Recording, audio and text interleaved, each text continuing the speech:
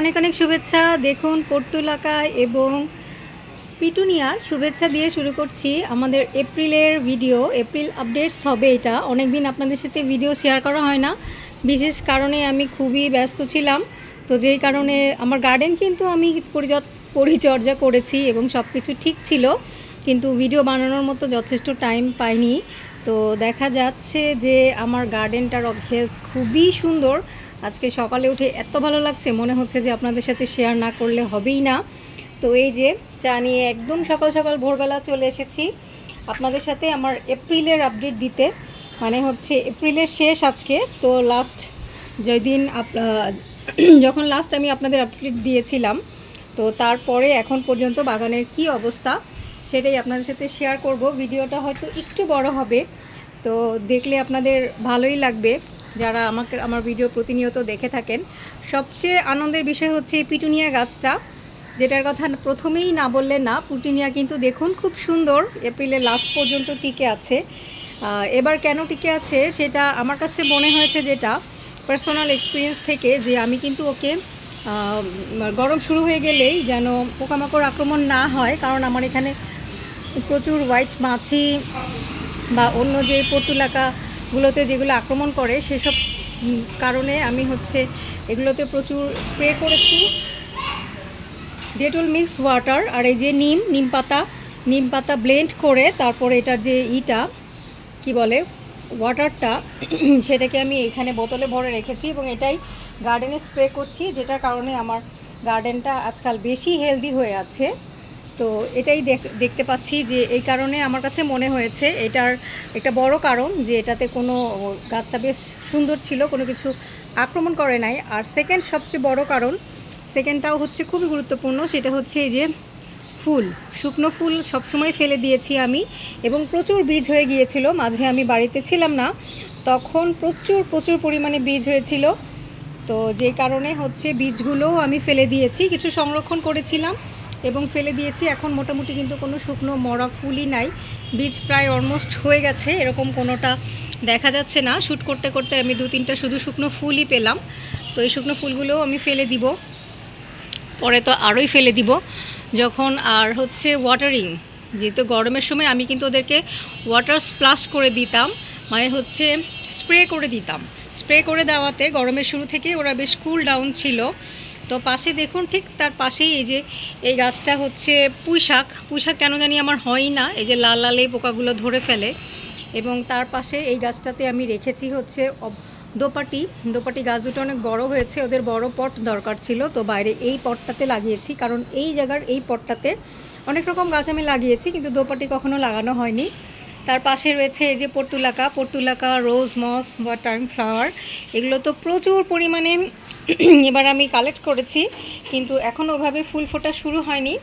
উপরের দিকে রয়েছে বড় গাছটা, আমার মনে নাই যে ওটা নামাবো, তাহলে আপনাদের সাথে শেয়ার করতে পারতাম, দাঁড়ান দেখাচ্ছি। আর এই যে এইবারের নতুন আকর্ষণ আমার এই ভায়োলেট কালারের অপরাজিতা, খুবই সুন্দর, দারুণ ভায়োলেট কালারটা।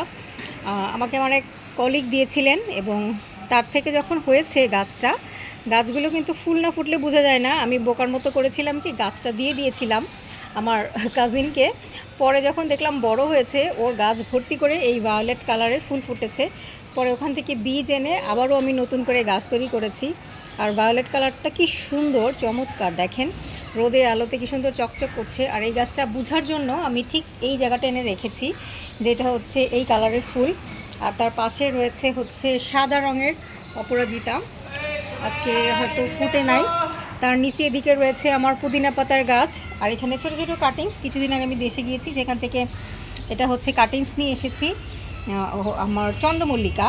আর এই যে দোপাটি বীজ লাগিয়েছি, এগুলো আশা করা যাচ্ছে লাল কালারের হবে।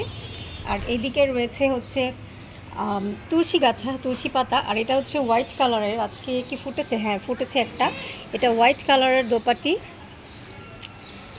এটাকেও আমি এইখানে শিফট করে নিয়ে আসছি, যেহেতু শীতের গাছ সব শেষ হয়ে গিয়েছে। তো এখন আমার গরমের গাছ সব। আর এদিকে সাদা রঙের ফুলের গাছ, মানে সাদা নয়নতারা, খুবই সুন্দর। এটাকে আমি একদম ইচ্ছা মতো কাটাই ছাটাই করেছি।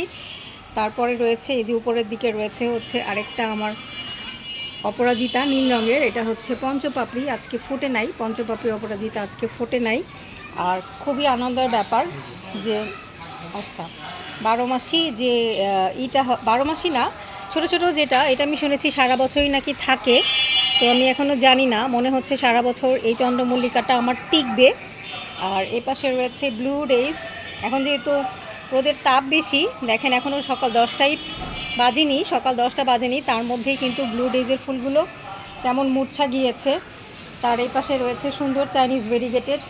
আর এই যেটাকে আমি প্রিপারেশন করব বর্ষাকালের জন্য, এখানে একটা চারা দেখতে পাচ্ছি। এ পাশে রয়েছে আমার আলু গাছ, স্নেক প্ল্যান্ট, আর এটা আমার প্রিয় আলমান্ডা। তার পাশে রয়েছে জবা, 3 রকমের জবা আমার যথারীতি রয়েছে। আর এই যে চন্দ্রমল্লিকার কাটিংস আমি বাঁচিয়েছিলাম আমার ছোট্ট এই গ্রিন হাউসে। এই গ্রিন হাউসটা তো আপনারা চিনেন, এটা নিয়ে অনেকবার ভিডিও বানানো হয়েছে। এই যে কাটিংস লাগিয়েছি কাটা মুকুটের, ওপরের দিকে তাকে রয়েছে কাটা মুকুট, জেব্রিনা।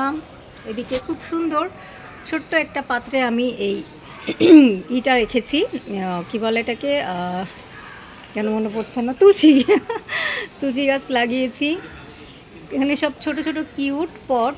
আর এই যে আরও একটা সুন্দর কিউট পট যেটার মধ্যে ফুলও ফুটেছে। ওয়াও, আমি খেয়াল করিনি, আজ এখন দেখলাম ফুল ফুটেছে। এটা 2 দিন আগে আমি কাটিংস লাগিয়েছি এই আমার ব্লু ডেইজের। তো এটা যেহেতু ভিতরের দিকে দেখেন, এটার ফুলটা কিন্তু মানে বুঝে যায়নি, বন্ধ হয়ে যায়নি, কিন্তু বাইরের ফুলগুলো কিন্তু এই যে বন্ধ হয়ে গিয়েছে। রোদে ওরা ফুলটা বন্ধ হয়ে যায়, আর যদি ছায়াতে থাকে ফুলটা বন্ধ হয় না। কি সুন্দর কিউট লাগছে। আশা করছি ওরা ভালোই থাকবে, ভালোভাবে গ্রো করবে।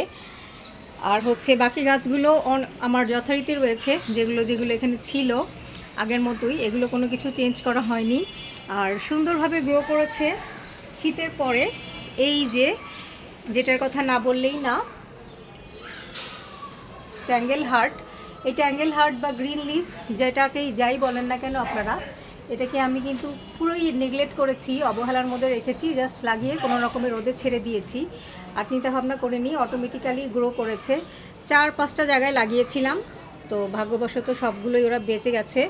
এবং এখানে একটা মজার ব্যাপার হয়েছে, সেটা হচ্ছে এইটাতে বড় একটা ঝুলে ছিল, তো এখান থেকে ডালগুলো এনে আমি এখানে দিয়ে দিয়েছি, যেগুলো এখন মোটামুটি সেট হয়েছে। এখান থেকে এখন কেটে দিব, যেহেতু ভিডিও বানাবো তো আপনাদের এখন দেখাচ্ছি না, পরবর্তীতে দেখাবো। তো ওখান থেকে কেটে দিলে তখন 3টা ডিটাচড হয়ে যাবে, খুব সুন্দরভাবে আবারও ঝুলে পড়বে। এর আগে অনেক আগে যখন আপনাদের ভিডিও বানিয়ে দেখেছিলাম। আর এই যে আমার পার্পল হার্টটা রয়েছে, আর নতুন এডিশন এদিকে লাউ পাতা গাছ, আর হচ্ছে সব এখানে চারা গাছ টাছ রয়েছে। সব হচ্ছে শীতের পরে নতুন গাছগুলো, এখনও অনেক কাজ বাকি, তো আপনাদের সাথে ধীরে ধীরে শেয়ার করব। সবাই ভালো থাকবেন, সুস্থ থাকবেন, হ্যাপি গার্ডেনিং।